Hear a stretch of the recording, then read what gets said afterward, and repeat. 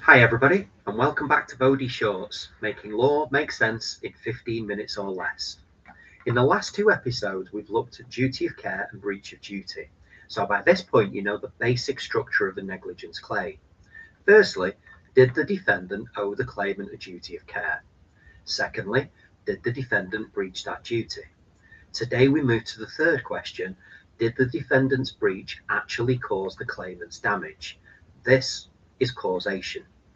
For SQE purposes, causation is about connecting the defendant's wrongdoing to the claimant's loss.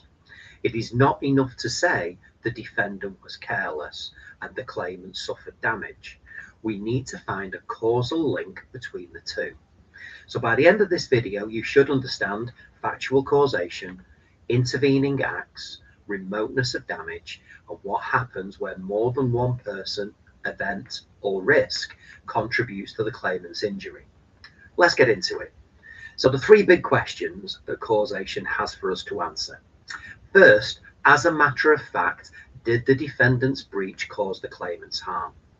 Secondly, was the chain of causation broken by an intervening act? Thirdly, was the damage too remote? So let's take a simple example. Dave carelessly lights a bonfire too close to Fred's shed. The fire spreads and destroys the shed. Here, causation is straightforward. But for David lighting the fire too close to the shed would not have been destroyed. Dave caused the damage. But causation problems become harder when other factors enter the story. What if another neighbour adds tyres to the fire and that is what makes the fire spread? What if Fred loses an unusually valuable rental agreement because the shed overlooked a racecourse? These are causation problems. The law has to decide how far responsibility should extend. So let's look at factual causation and the but-for test as our starting point. So the question is, but for the defendant's breach, would the claimant's harm have occurred? If the answer is yes, the harm would have happened anyway. Factual causation is not established. If the answer is no, the harm would not have happened without the breach. Factual causation is satisfied. Now, a useful illustration of this is the case of Barnett. A hospital negligently failed to examine a patient, but the evidence showed that the patient would have died anyway. The hospital had a duty. It had breached its duty, but that breach did not cause the death. And that is the key point we're looking for. Breach alone is not enough. The breach must make a difference to the outcome. Now, for SQE questions, be careful with this. If the facts tell you the same harm would have occurred anyway, the claimant will fail on causation, even if the defendant behaved badly. Causation is proved on the balance of probabilities. The claimant must show that it is more likely than not that the breach caused the harm, and this can produce some harsh results. In some cases, the defendant can show only that the defendant may have caused the harm. That's not enough. The claimant needs to get over the 50% threshold. So if there is only a 25% chance that the defendant's negligence caused the damage, the claimant will normally fail. And this is sometimes called an all or nothing approach. Now let's look at multiple causes and material contribution. So what happens where there is more than one cause? Well, this is where material contribution becomes important. The claimant does not always need to prove that the defendant's breach was the only cause, or even the main cause. It may be enough to show that the defendant's breach materially contributed to the damage. The classic idea is this.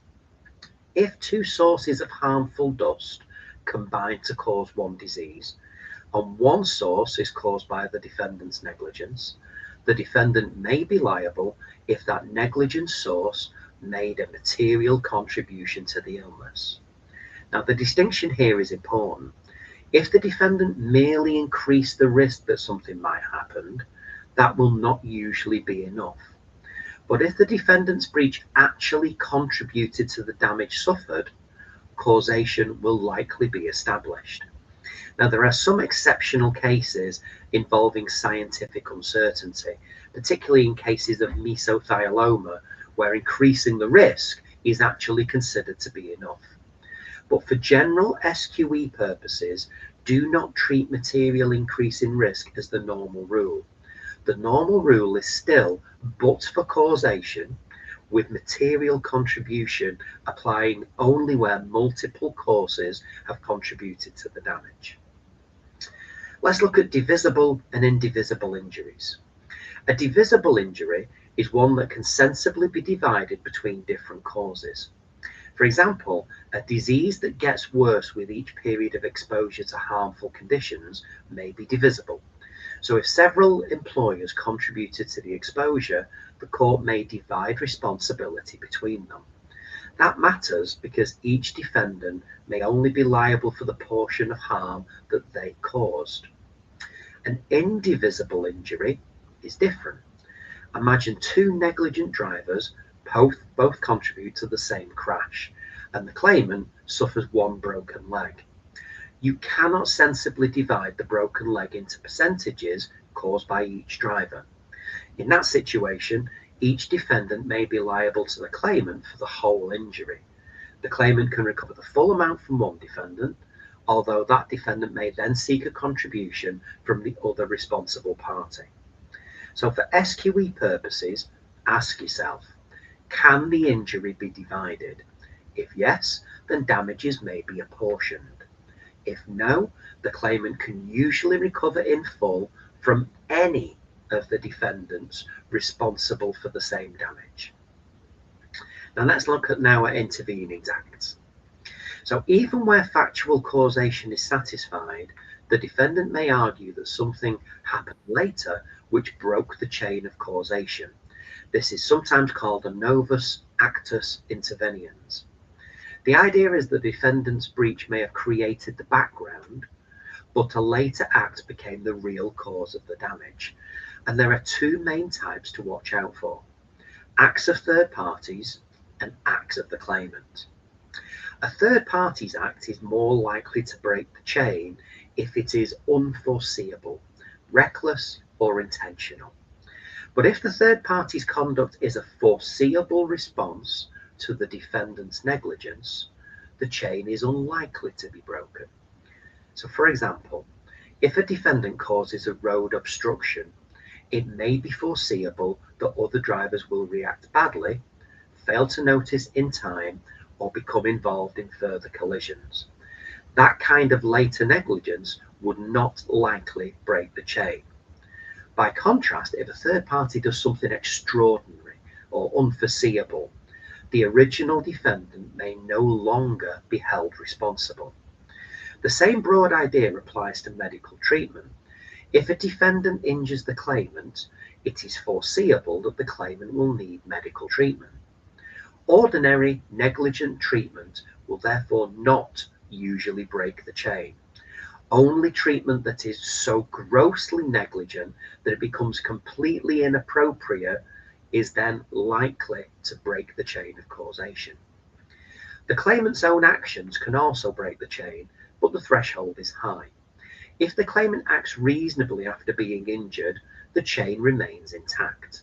If the claimant acts entirely unreasonably and causes further injury, the chain may be broken. And this is actually very different, just to note, from contributory negligence. If the claimant is merely careless, damages can be reduced under the principle of contributory negligence. But if the claimant's action breaks the chain, the defendant may escape liability for the later harm altogether. So for SQE purposes, ask, was the claimant's conduct merely careless, or was it so unreasonable that it should break the chain of causation? And that distinction really matters. Finally, we need to look at remoteness of damage. Even if factual causation is established and the chain has not been broken, the defendant is only liable for damage that is not too remote. And the basic test is the concept of reasonable foreseeability. Was the type of damage reasonably foreseeable? If not, the defendant is not liable for it. So think back to Dave and his bonfire. Physical damage to Fred's shed is foreseeable. David would be liable for that. But Fred's loss of a highly unusual rental opportunity may not be foreseeable. That loss may be too remote. The important point is that remoteness limits how far liability can extend. Now, there are two refinements to consider. The first one is the similar in type rule. So if the type of damage is foreseeable, it does not matter that the precise way it happened was unusual. So if burns are foreseeable, it may not matter that the burns occurred through an unexpected sequence of events. The exact mechanism does not have to be predictable. This is important because sometimes students think the defendant must foresee exactly what happened. They do not. They only need to see the relevant type of harm. Secondly, the eggshell skull rule. This is sometimes expressed as you must take your victim as you find them. If personal injury is foreseeable, the defendant is liable for the full extent of the injury, even if the claimant suffers unusually severe consequences because of a pre-existing condition. So if a claimant has a condition that makes a minor injury much worse, the defendant cannot complain that the claimant was unusually vulnerable. Now, for SQE purposes, remember the distinction. The type of damage must be foreseeable. The full extent of that damage does not have to be foreseeable. That is the key to the eggshell skull rule. So what's Bowdie's bottom line? Well, let's pull this together. When analysing causation, work in order. First, factual causation. Apply the but-for test. Would the harm have happened anyway? Second, if there are multiple causes, consider material contribution, divisible injury, and indivisible injury. Thirdly, ask whether anything has broken the chain of causation. Was there an unforeseeable third-party act? Did the claimant act entirely reasonably? Fourth, consider remoteness. Was the type of damage reasonably foreseeable? So Bowdie's bottom line is this. Causation is not just one question. It's a sequence. Did the breach cause the harm? Did anything break the chain? Was the damage too remote? If you can keep those three questions in mind, causation becomes much more manageable. Now, thanks for watching this Bowdie Shorts. In the next episode, we'll be looking at the next part of the negligence and tort journey. Look out for that video arriving soon. Take care for now.